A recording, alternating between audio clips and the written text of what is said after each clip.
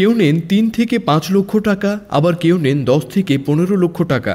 দু একজনের পারিশ্রমিক ২০ লাখ বা তারও অধিক। ঢাকায় চলচ্চিত্রের নায়িকাদের পারিশ্রমিকের অঙ্ক এমনই বৈচিত্র্যময়। নতুনদের অনেকেই সম্মানী হিসেবে ছবি প্রতি ৩ লক্ষ টাকা পেয়ে থাকেন। আবার কেউ কেউ দীর্ঘদিন কাজ করেও বড় রোজগার পাচ্ছেন ৫ থেকে ৭ লাখ টাকার মতো। আবার কারো কারো রেমুনারেশনের অঙ্ক একসময় ১৫ থেকে ২০ লক্ষরও বেশি থাকলেও বর্তমানে বাজার কমে যাওয়ায় তা অনেকটাই হ্রাস পেয়েছে। জয়া আহসান। অভিনয় জীবনের শুরুতে জয়া আহসান প্রতি সিনেমায় পারিশ্রমিক পেতেন ৬ থেকে ১০ লক্ষ টাকার মতো। জনপ্রিয়তার সঙ্গে বাড়তে থাকে তার পারিশ্রমিকের অঙ্ক। প্রযোজক পরিচালকদের মতে দেশের সিনেমায় জয়া কখনো ১৫, কখনো ২০ লাখ টাকা পর্যন্ত সম্মানী নিয়ে থাকেন। ক্ষেত্র বিশেষে এই অঙ্ক কম বেশি হয়। তবে পশ্চিমবঙ্গের সিনেমায় তার পারিশ্রমিক কেমন তা এখনও জানা যায়নি। অপু বিশ্বাস। জনপ্রিয়তার কারণে অপু বিশ্বাস একসময় ১৫ থেকে ২০ লাখ টাকা পর্যন্ত সম্মানী হাঁকাতেন। তবে এখন তার ক্যারিয়ারে ভাটা পড়েছে। সর্বশেষ মুক্তিপ্রাপ্ত ছবি ছায়াবৃক্ষতে অপুর সম্মানী ছিল ৪ থেকে ৬ লক্ষ টাকার মতো। এরপর আর কোনো ছবিতে তার অভিনয়ের খবর পাওয়া যায়নি। হাতে নতুন কোনো ছবিও নেই।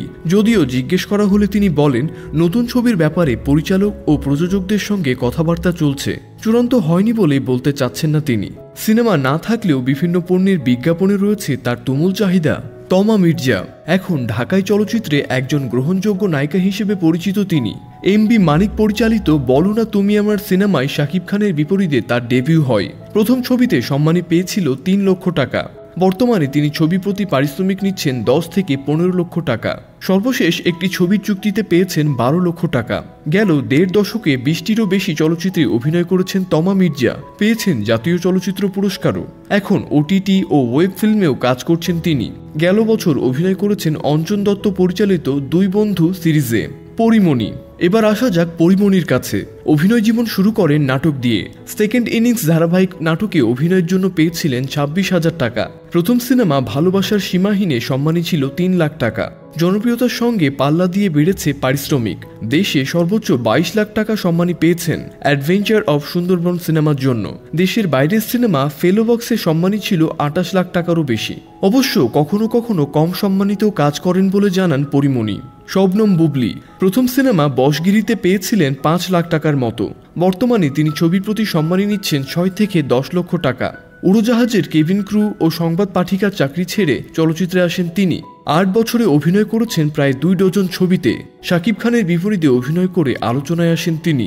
বিদ্যা সিনহা মিম। প্রয়াত কথাসাহিত্যিক হুমায়ুন আহমেদের নাটকে প্রথম অভিনয়ে ৫,০০০ টাকা সম্মানী পান। পরে হুমায়ুন আহমেদের আমার আছে জল সিনেমায় অভিনয়ের মাধ্যমে বড় পর্দায় অভিষেক ঘটে তার।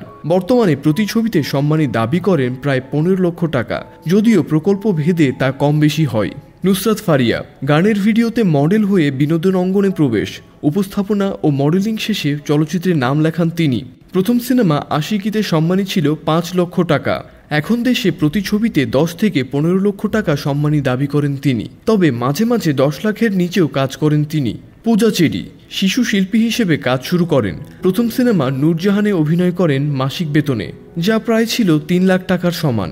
এখন প্রতি ছবিতে সম্মানী দাবি করেন ১০ থেকে ১২ লক্ষ টাকা। ভালো স্ক্রিপ্ট বা প্রযোজকের সঙ্গে বোঝাপড়ায় ৮ লাখ টাকাতেও কাজ করেন তিনি। প্রার্থনা ফারদিন দিঘি।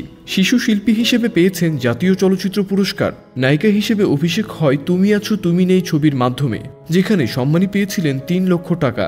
সর্বশেষ জঙ্গলি ছবিতে পেয়েছেন ৪ থেকে ৫ লক্ষ টাকার মতো। তো বন্ধুরা, কেমন লাগলো আমাদের আজকের এই ভিডিও তা অবশ্যই কমেন্ট করে জানাতে ভুলবেন না।